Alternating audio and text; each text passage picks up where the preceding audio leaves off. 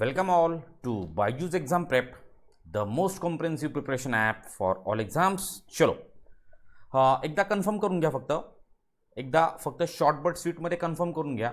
Yes, माझा sound तुमच्यापर्यंत व्यवस्थित येतोय आणि मी जी स्लाईड तुम्हाला दाखवतोय ही स्लाईड पण एकदम व्यवस्थित दिसतीये.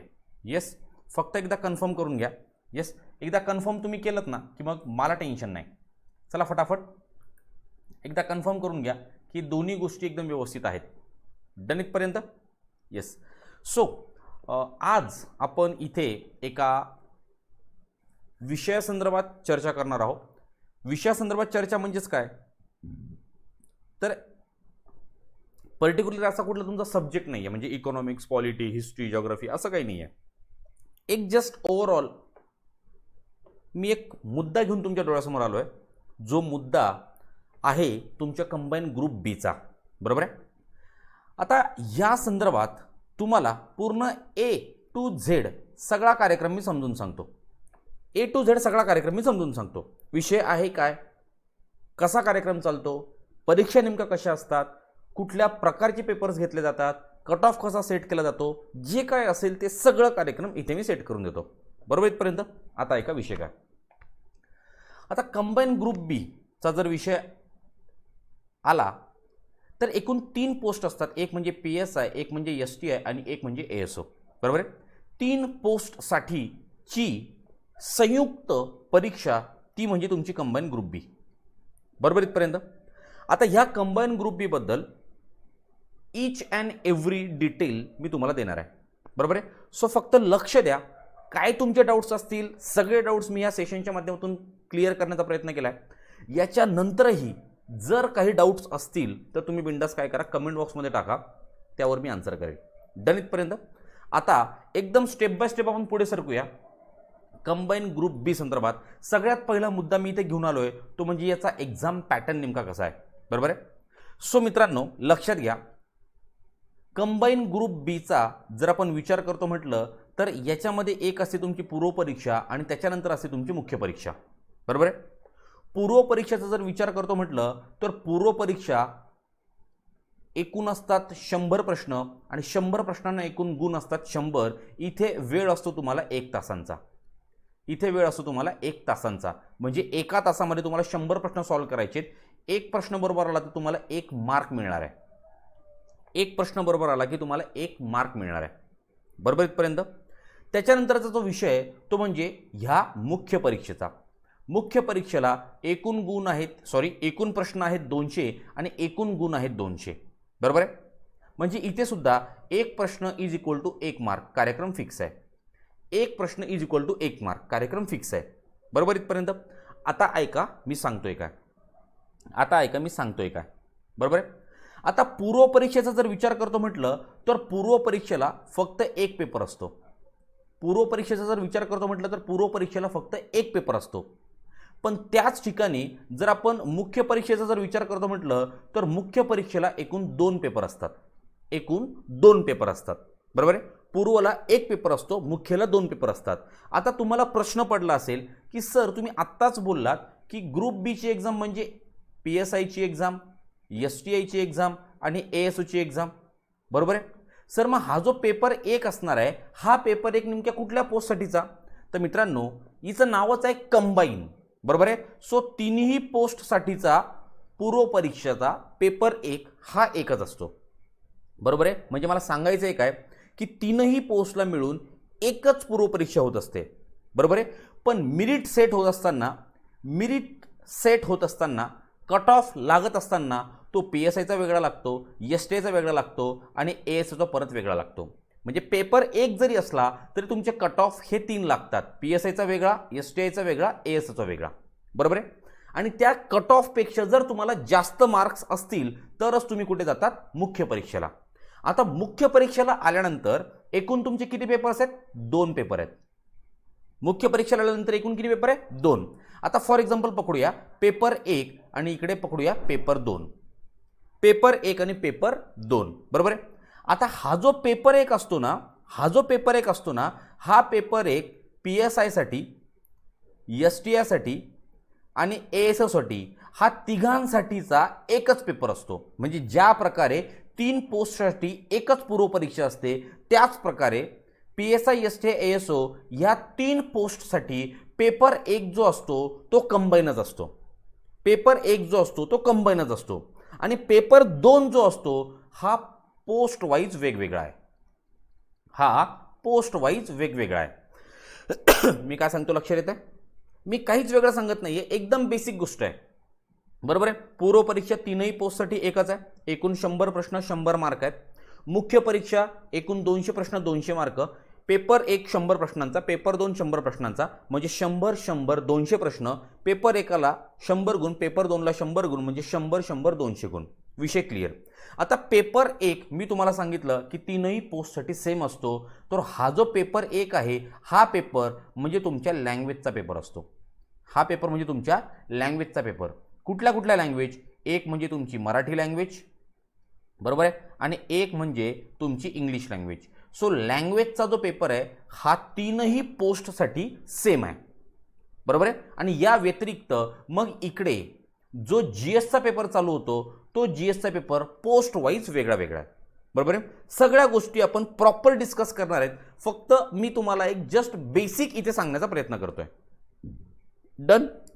आता बघा थोडंसं पुढे.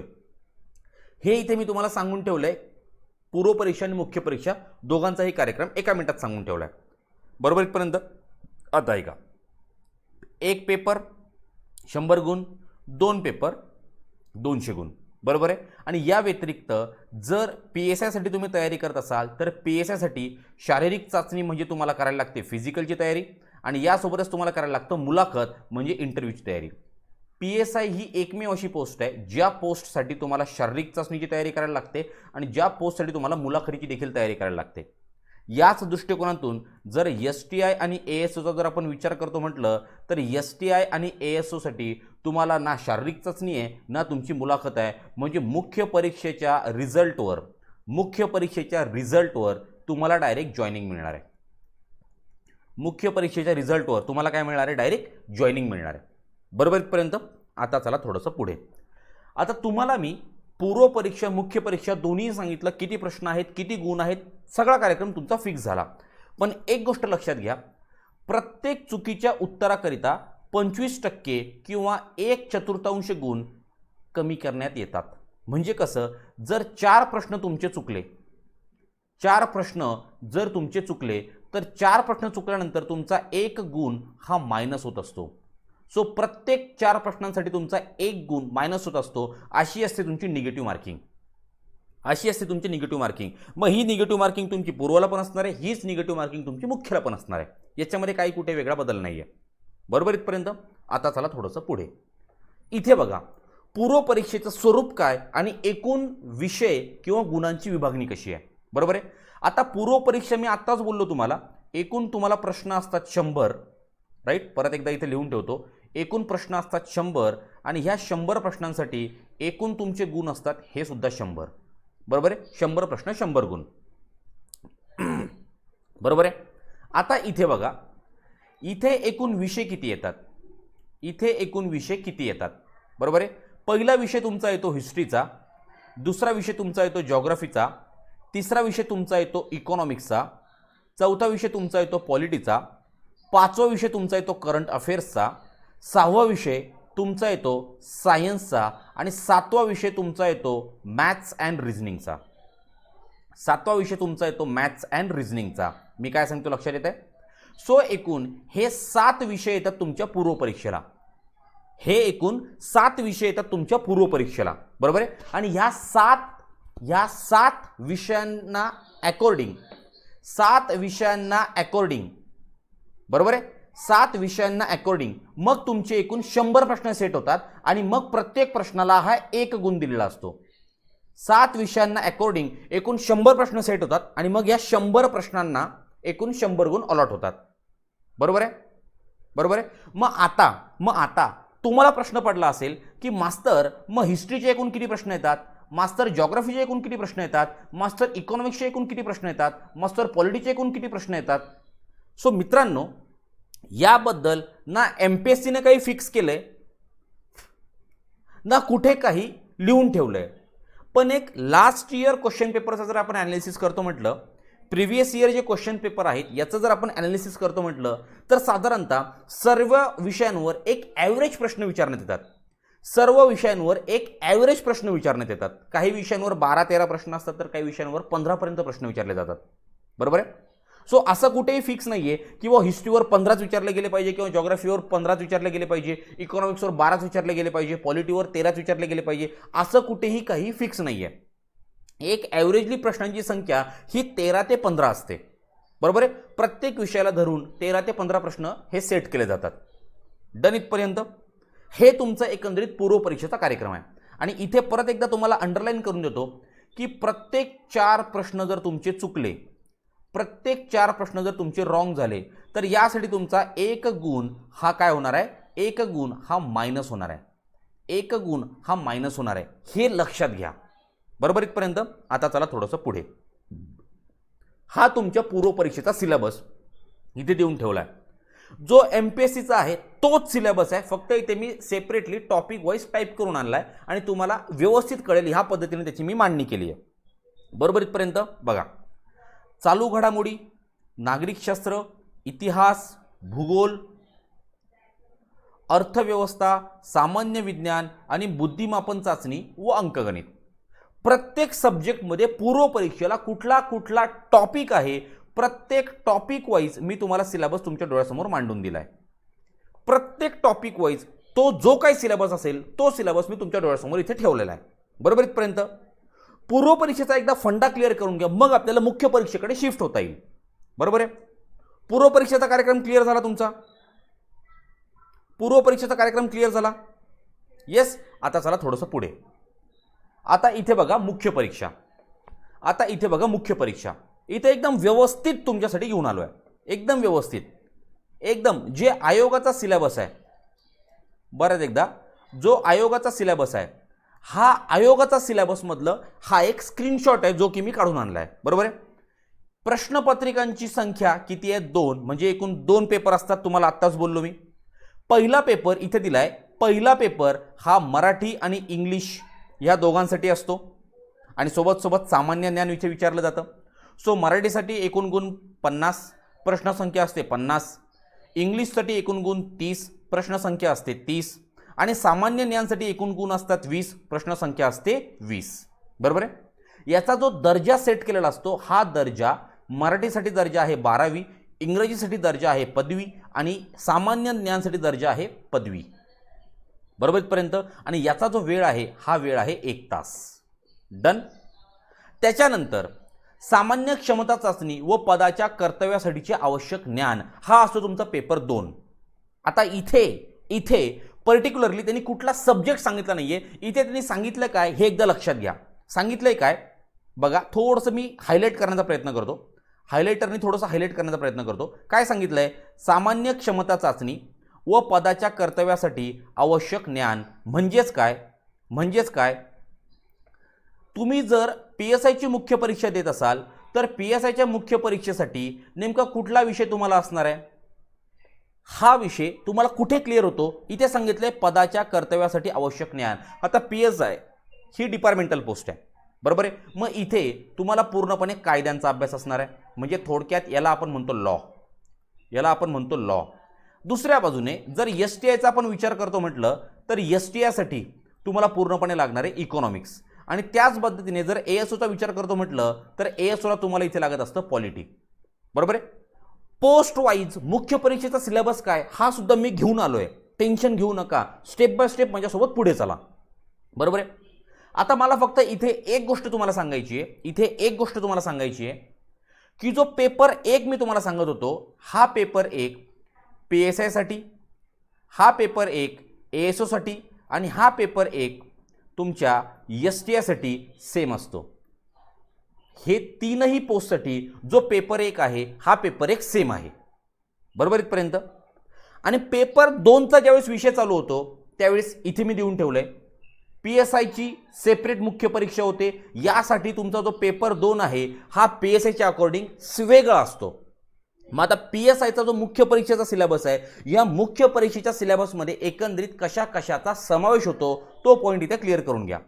सगळ्यात पहिले तुम्हाला करायला लागतो बुद्धिमत्ता चाचणी, नंतर महाराष्ट्राचा भूगोल, महाराष्ट्राचा इतिहास, भारतीय राज्यघटना, मानवी हक्क व जबाबदाऱ्या आणि इथे येतो तुमच्या कायद्यांचा पार्ट. एकूण हे 4 वेगवेगळे कायदे तुम्हाला इथे अभ्यासावे लागतात. एकूण हे 4 वेगवेगळे कायदे तुम्हाला इथे अभ्यासावे लागतात. ह्या 4 कायद्यांव्यतिरिक्त जो 5व्या नंबरचा टॉपिक आहे मानवी हक्क व जबाबदाऱ्या, या 5व्या नंबरच्या टॉपिकमध्ये सुद्धा तुम्हाला वेगवेगळे कायदे अभ्यासावे लागतात.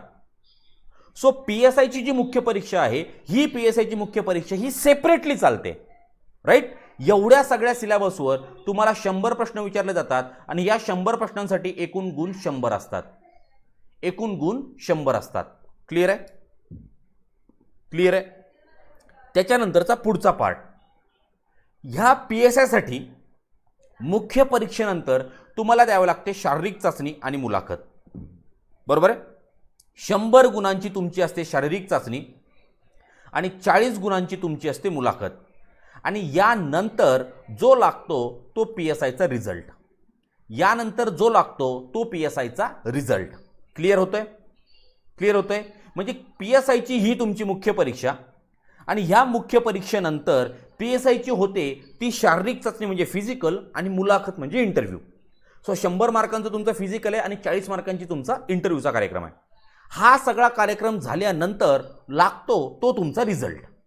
डन इथपर्यंत? इथपर्यंत विषय क्लिअर आहे का? फक्त इथपर्यंत मला सांगा विषय क्लिअर आहे का? बरोबर. आता बघा पुढची मुख्य परीक्षा ती म्हणजे STIची. पुढची मुख्य परीक्षा ती म्हणजे STIची. आता STI मुख्य परीक्षेमध्ये नेमकं आहे काय? आता याच्यामध्ये परत एकदा तुम्हाला करायला लागणारे बुद्धिमत्ता चाचणी, महाराष्ट्राचा भूगोल, महाराष्ट्राचा इतिहास, भारतीय राज्यघटना, नियोजन. इथे कार्यक्रम चालू होतो नियोजन. इथे तुमचा कार्यक्रम चालू होतो शहरी व ग्रामीण भागातील पायाभूत सुविधांचा विकास. शहरी व ग्रामीण भागातील पायाभूत सुविधांचा विकास. डन. त्याच्यानंतर इथेच आर्थिक सुधारणा व कायदे, आंतरराष्ट्रीय व्यापार व आंतरराष्ट्रीय भांडवल चळवळ आणि सार्वजनिक वित्त व्यवस्था, म्हणजे हा जो सगळा पार्ट आहे हा सगळा पार्ट तुमच्या इकॉनॉमिक्सचा पार्ट आहे. म्हणजे STI मुख्य परीक्षेमध्ये मेजर शेअर होल्डिंग जो सब्जेक्ट आहे हा सब्जेक्ट तुमच्या इकॉनॉमिक्स आहे. बरोबर आहे. म्हणजे STIची जी मुख्य परीक्षा होणार आहे ही STIची मुख्य परीक्षा ही सुद्धा सेपरेट आहे. पण ह्या मुख्य परीक्षेमध्ये सर्वात जास्त जर कुठला सब्जेक्ट रोल प्ले करत असेल तर तो सब्जेक्ट आहे तुमचा इकॉनॉमिक्स. सर्वात जास्त जर कुठला सब्जेक्ट रोल प्ले करत असेल तर तो सब्जेक्ट आहे इकॉनॉमिक्स. बरोबर आहे. आणि STIला कुठल्याही प्रकारे इंटरव्ह्यू नाही. सो मुख्य परीक्षेनंतर डायरेक्ट तुमची होते रिक्रुटमेंट. डन. आता याच्यानंतरचा जो पार्ट आहे हा पार्ट म्हणजे तुमच्या ASOचा म्हणजे असिस्टंट सेक्शन ऑफिसरचा. आता याच्या मुख्य परीक्षेमध्ये कशा कशाचा समावेश आहे बघून घ्या. एक बुद्धिमत्ता चाचणी, महाराष्ट्राचा इतिहास, महाराष्ट्राचा भूगोल, भारतीय राज्यघटना, राजकीय यंत्रणा व प्रशासन, जिल्हा प्रशासन, ग्रामीण आणि नागरी शासन, न्यायमंडळ आणि नियोजन. सो हा पार्ट आहे तुमच्या ASO मेन्सचा. आता याच्यामध्ये जर तुम्ही विचार केला तर याच्यामध्ये जो पॉलिटी हा सब्जेक्ट आहे हा polity subject major share holding आहे. म्हणजे याच्यामध्ये खरा जो सब्जेक्ट आहे रोल प्ले करणारा हा कुठला सब्जेक्ट आहे तर हा पॉलिटी सब्जेक्ट आहे. बरोबर आहे. सो ह्या पद्धतीने PSI, STI आणि ASO तिघांची सुद्धा मुख्य परीक्षा पेपर 2 हा वेगळा वेगळा आहे. पेपर 1 तर सेम आहे, मराठी आणि इंग्लिश लँग्वेज आणि सामान्य ज्ञान पेपर 1 तुमचा सेम आहे. पण पेपर 2चा जर विचार करतो म्हटलं तर पेपर 2 हा तिघांसाठी सुद्धा वेगळा वेगळा आहे. PSI साठी तुमचा लॉचा पार्ट येतो, STI साठी तुमचा इकॉनॉमिक्सचा पार्ट येतो आणि ASO साठी तुमचा पॉलिटीचा पार्ट येतो. बरोबर आहे. तिघांची पण मुख्य परीक्षा 100 प्रश्न, 100 गुण, वेळ 1 तास आणि निगेटिव्ह मार्किंग 1/4 म्हणजे 4 प्रश्न चुकले तर 1 मार्क तुमचा काय होणार आहे लेस होणार आहे. इथपर्यंत आलात सगळे. आता चला थोडंसं पुढे. आता एक सर्वसाधारण सगळ्यांचा प्रश्न असतो की व सर कट ऑफ नेमका किती आणि कसा लागतो. तर याचं एक नॉर्मल मी उदाहरण तुम्हाला देतो म्हणजे तुमची जी कॉन्सेप्ट आहे ही क्लिअर होऊन जाईल. बघा होतं कसं. समजा आयोगाने एकूण 100 जागांसाठी ॲड काढली. आयोगाने किती? एकूण 100 जागांसाठी ॲड काढली आहे. बरोबर आहे. 100 जागांसाठी आयोगाने घेतली प्रिलियम एक्झाम.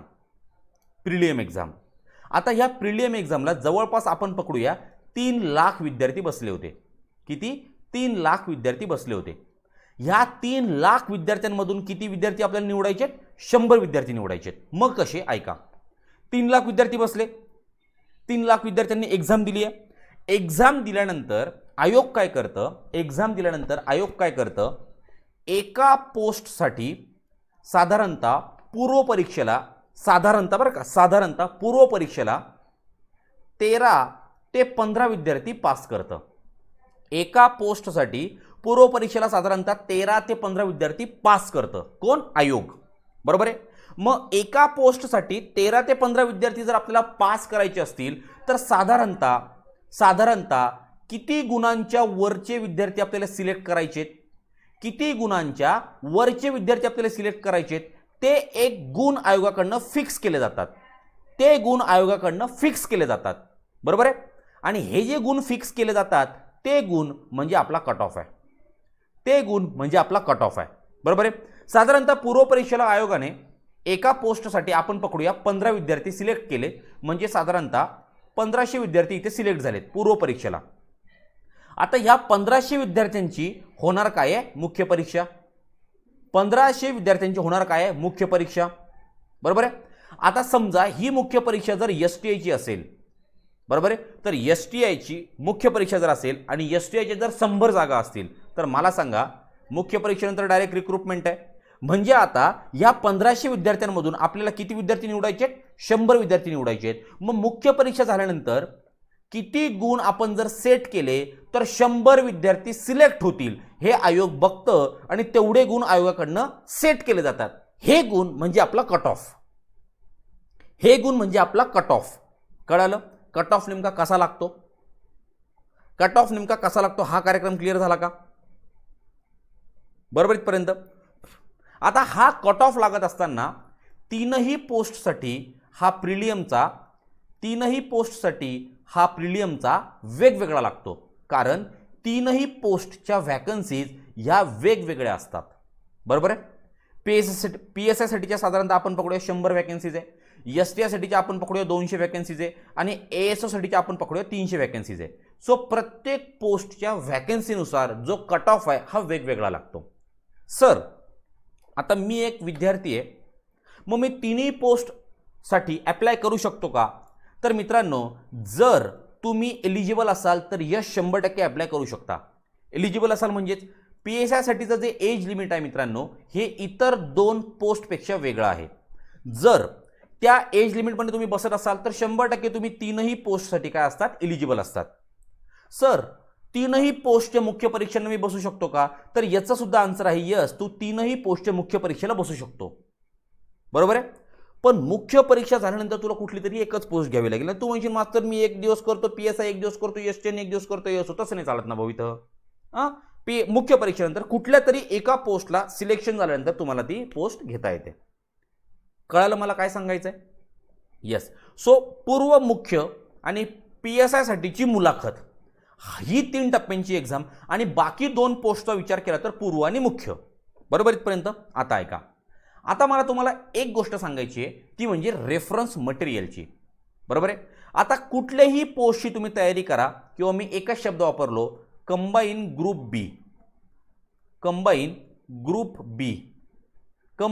बी ची तुम्ही तयारी करा.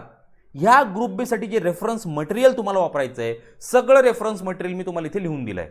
बरोबर आहे. इतिहासासाठी काय वापरायचं आहे, विज्ञानसाठी काय वापरायचं आहे, भूगोलसाठी काय वापरायचं आहे, अर्थव्यवस्थेसाठी काय वापरायचं आहे, राज्य व्यवस्थेसाठी काय वापरायचं आहे, पंचायत राजसाठी माझं स्वतःचं पुस्तक आहे रितेश खिरड, हा स्वतः मी आहे. माझं स्वतःचं पुस्तक माइंड मॅप फॉर्ममध्ये ओव्हरऑल महाराष्ट्र उपलब्ध आहे. हे पुस्तक सुद्धा तुम्ही घेऊ शकतात. ओव्हरऑल महाराष्ट्र हे पुस्तक उपलब्ध आहे.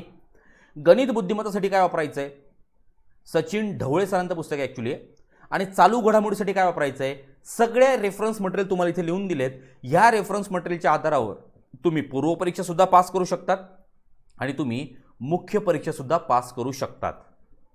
थोडक्यात तुम्ही ह्या रेफरन्स मटेरियलच्या आधारावर पोस्ट मिळवू शकतात आरामशीर. बरोबर आहे. माझ्या पुस्तकाबद्दल जर बोलतो म्हटलं तर पंचायत राजचा एकही पॉईंट तुमचा ह्या पुस्तकाच्या बाहेर जाणार नाही, ही गॅरंटी माझी. म्हणजे इतक्या लेवलपर्यंत जाऊन मी हे रेफरन्स मटेरियल तयार केलं आहे. बाकी विषयांच्या रेफरन्स मटेरियलचा पण विषय तोच आहे. सो हे जे विज्ञानचे जे सचिन भस्के सरांचं मी पुस्तक तुम्हाला सांगतोय, स्वतः सचिन भस्के आपल्या प्लॅटफॉर्मवर तुम्हाला सायन्स शिकवतायत, बरोबर. सो त्याचं टेन्शन घेऊ नका. इथे जो व्यक्ती तज्ञ आहे तोच व्यक्ती तुम्हाला बायजूसने उपलब्ध करून दिलाय. ओके इथपर्यंत. आता चला थोडंसं पुढे. आता बघा, आता तुमच्या ह्या जर्नीमध्ये बायजूस तुम्हाला कुठे कुठे आणि कशी कशी हेल्प करणार आहे. पॉईंट नंबर 1, तुमचे सगळे लाईव्ह क्लासेस होतात. लाईव्ह क्लासेस झाल्यानंतर तुम्हाला तात्काळ प्रत्येक क्लासची PDF मिळते. प्रत्येक टॉपिकचं तुम्हाला वर्कबुक मिळतं. वर्कबुक म्हणजे तुमच्याकडनं प्रश्न सोडवून घेतले जातात. PYQच्या टेस्ट तुमच्या अरेंज करतो आम्ही. PYQ म्हणजे प्रिव्हियस इयर क्वेश्चन्सच्या टेस्ट आम्ही तुमच्या अरेंज करतो. मॉक टेस्ट सिरीज आम्ही तुमची घेतोय. इंटरव्ह्यूचं प्रिपरेशन आम्ही तुमचं करून घेतोय आणि सोबत सोबत तुम्हाला सब्जेक्टची ई-बुक्स सुद्धा आम्ही अवेलेबल करून देतोय. यासोबतच लाईव्ह क्लासचं शेड्यूल तुम्हाला आधीच अवेलेबल झालेलं असतं. सो तुमचा कुठेही वेळ वाया जात नाही. प्रत्येक सब्जेक्टचा क्लास हा किती वाजता असेल इथपर्यंत तुम्हाला आम्ही सगळं शेड्यूल प्रोव्हाइड केलेलं असतं, बरोबर आहे. आणि सोबत डेली आणि वीकली टेस्ट आम्ही तुमच्या अरेंज करत असतो. यासोबतच द हिंदू ॲनालिसिस आणि इकॉनॉमी सर्वे, इंडिया इयरबुक, योजना, कुरुक्षेत्र, परिक्रमा ह्या सगळ्या मासिकांचं सुद्धा आपण ह्या ठिकाणी करून घेतो डिस्कशन, बरोबर आहे. आता बघा, आता तुम्ही जर कंबाईन ग्रुप बीची बॅच लावली तर ह्या कंबाईन ग्रुप बीच्या बॅचमध्ये तुम्हाला काय काय भेटणार आहे. पहिलं म्हणजे तुमची पूर्व परीक्षेची संपूर्ण तयारी आम्ही करून घेणार आहे. ही तयारी करून इथपर्यंत घेणार आहे की तुमचा स्कोर हा जवळपास 55+ कसा येईल याकडे आमचं सगळ्यांचं लक्ष असेल. जास्त तुम्हाला काय सांगत नाही. माझे काही जुन्या बॅचचे विद्यार्थी आहेत, जर तुमचे मित्र असतील तर तुम्ही त्यांना विचारू शकता, किंवा माझं रोज संध्याकाळी 5:30 वाजता यूट्यूबला सेशन चालू असतं, लाईव्ह सेशन. या लाईव्ह सेशनमध्ये तुम्ही स्वतः येऊ शकतात, कारण हे सेशन सर्वांसाठी फ्री टू ऑल आहे. या व्यतिरिक्त माझं रोज संध्याकाळी 7 वाजता बायजूस एक्झाम प्रेप ॲप्लिकेशनवर सेशन चालू असतं, हे सुद्धा फ्री आहे. इथे पण तुम्ही येऊ शकतात. माझे जे पेड बॅचचे विद्यार्थी आहेत त्या काही पेड बॅचच्या विद्यार्थ्यांचा 26 फेब्रुवारीचा फर्स्ट अटेम्प्ट होता कंबाईन ग्रुप बीचा. मित्रांनो, या फर्स्ट अटेम्प्टमध्ये काही विद्यार्थ्यांचे स्कोर आहे 42+, काही विद्यार्थ्यांचे स्कोर आहे 50+, काही विद्यार्थ्यांचे स्कोर आहे 52+. फर्स्ट अटेम्प्टमध्ये काहीच नाही. ह्या पोरांनी फक्त जे सांगतोय त्या सगळ्या गोष्टी फॉलो केल्या. मित्रांनो, परत सांगतो, जर मेहनत करण्याची तयारी असेल तर तुमचं वेलकम आहे. बिनधास्त या, सांगतो त्या स्ट्रॅटेजीने पुढे चला. 100% तुमचा स्कोर येतो. 100% तुम्ही कट ऑफ पेक्षा जास्त मार्क मिळवतात, बरोबर इथपर्यंत. आता चला थोडंसं पुढे. आता आपल्या बायजूस एक्झाम प्रेप ॲप्लिकेशनवर ही पूर्ण फॅकल्टी टीम तुमच्यासाठी 24 तास तैनात आहे. 24 तास तैनात आहे. या इथे हा आहे मी स्वतः. माझ्याकडे तुमचा इकॉनॉमिक्स आणि पॉलिटीचा विषय आहे. सो मित्रांनो, कधीही कुठल्याही टॉपिकबद्दल इको आणि पॉलिटीच्या जर काही अडचण असेल तर मी तुमच्यासाठी अवेलेबल आहे. बिंदास तुम्ही येऊ शकतात आणि माझ्यासोबत या ठिकाणी चर्चा करू शकतात, बरोबर इथपर्यंत. येस. सो हा एक विषय होता, जो विषय मला आज तुमच्यासोबत डिस्कस करणं गरजेचं आहे, राईट. आता लवकरच आपली STI मुख्य परीक्षेची बॅच चालू होती. STI मुख्य परीक्षेची, ज्यामध्ये मेजर शेअर होल्डिंग आपण बघितलं की इकॉनॉमिक्स आहे. सो हा इकॉनॉमिक्स सगळा मी स्वतः रितेश खिरड तुमचं कव्हर करून घेणार आहे. सो मित्रांनो, बिनधास्त तुम्ही येऊ शकता, नो डाऊट. यासोबतच आपल्याकडे कंबाईन ग्रुप बी आणि कंबाईन ग्रुप सी, यासोबतच राज्यसेवा या सर्व बॅचेस चालू झाल्या आहेत. काही बॅचेस अपकमिंग डेजमध्ये चालू होणार आहेत. जर तुम्हाला ॲडमिशन घ्यायचं असेल, दिलेल्या नंबरवर आजच संपर्क करा आणि त्यांच्यासोबत बोला. त्यांना सांगा रितेश मास्तरसोबत आमचं बोलणं झालेलं आहे, राईट. त्यांच्याकडनं इन्क्वायरी घ्या. काही डाऊट असेल, मी प्लॅटफॉर्मवर अवेलेबल आहे. तुम्ही माझं नाव सर्च करून मला फॉलो देखील करू शकतात आणि फॉलो केल्यानंतर माझ्या फ्री क्लासच्या प्लस पेड क्लासच्या पूर्ण नोटिफिकेशन्स तुम्हाला मिळतील. ओके. सो हा एक सर्वसाधारण चर्चेचा विषय आज मला तुमच्यासोबत डिस्कस करणं गरजेचं वाटलं. सो मी तुमच्यासोबत आलो आहे. सो सगळ्यांना सगळ्या गोष्टी क्लिअर झाल्या असतील. आता आपण थांबूया. परत भेटूया एका नवीन मुद्द्याला घेऊन. तोपर्यंत सर्वांना have a good day and thank you. Bye bye.